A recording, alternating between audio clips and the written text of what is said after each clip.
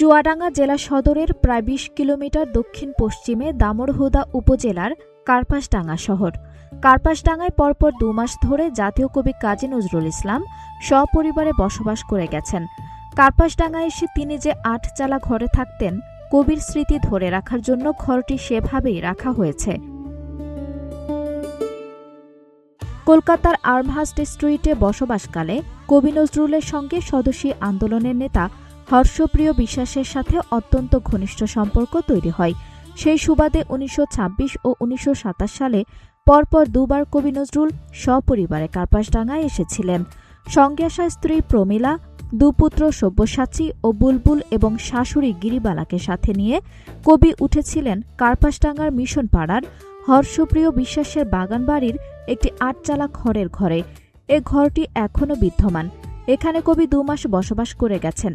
বর্তমানে উত্তরাধিকার সূত্রে এ ঘরটিতে হর্ষপ্রিয় বিশ্বাসের পুত্র প্রদ্যুৎ কুমার বিশ্বাসের ছেলেরা সপরিবারে বসবাস করছেন। কাজী নজরুল ইসলাম ১৯২২ থেকে ১৯২৮ সালের মধ্যে যে কয়েকবার ঐতিহাসিক আটচালা ঘরে অবস্থান করেছেন, সেই স্মৃতিকে অম্লান রেখে দেবার জন্য ইতোমধ্যেই আটচালা ঘর সংলগ্ন এলাকায় জমি অধিগ্রহণ করা হয়েছে।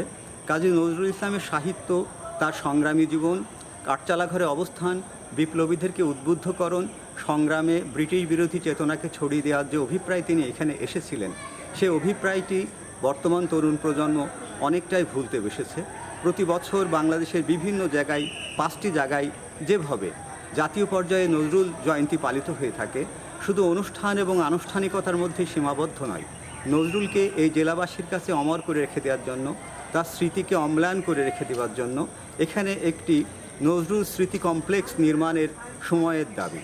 এটা নির্মিত হলে নতুন প্রজন্ম কাজী নজরুল ইসলামের চুয়াডাঙ্গার এই ঐতিহাসিক আটচালা ঘরে অবস্থান এবং অবস্থান পরবর্তীতে যে বিভিন্ন সাহিত্যকর্ম রচিত হয়েছে সেগুলো জানতে পারবে।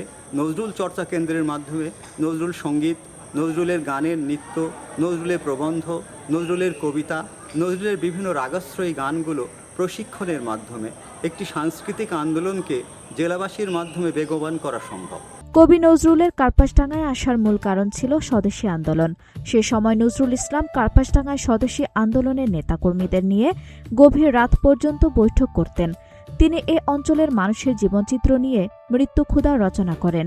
কবি কার্পাসডাঙ্গায় অবস্থানকালে পদ্ম গোখরো লিখেছেন, ভৈরব নদীর তীরের সে শান বাঁধানো সিঁড়ির ধাপগুলো নদের পাড়ে এখনও দেখা যায়। কবি যে ৮ চালা ঘরে থাকতেন, সে ঘরে শুধু কবির স্মৃতি ধরে রাখার জন্য ঘরটি সেভাবেই রাখা হয়েছে। ভৈরব নদীর তীরে কবি যেখানে ঘুরে বেড়িয়েছেন, সেসব স্থানে স্মৃতি ফলক তৈরি করা হয়েছে কবির সম্মানে। কবির এসব স্মৃতি নিয়ে গর্বিত এলাকাবাসী। জাতীয় কবির স্মৃতি বিজড়িত কার্পাসডাঙ্গায় কবি নজরুল চর্চা কেন্দ্র প্রতিষ্ঠার দাবি জানিয়েছেন চুয়াডাঙ্গার প্রখ্যাত এই নজরুল গবেষক। জাতীয় কবি নজরুলের স্মৃতি বিজড়িত কার্পাসডাঙ্গায় কবির ১২৭তম জন্মবার্ষিকী উপলক্ষ সাংস্কৃতিক বিষয়ক মন্ত্রণালয়ের পৃষ্ঠপোষকতায় ৩ দিনব্যাপী বর্ণাঢ্য অনুষ্ঠান মেলার আয়োজন করেছে জেলা প্রশাসন। আঞ্জুম হক আরবি, নাগরিক প্রতিদিন।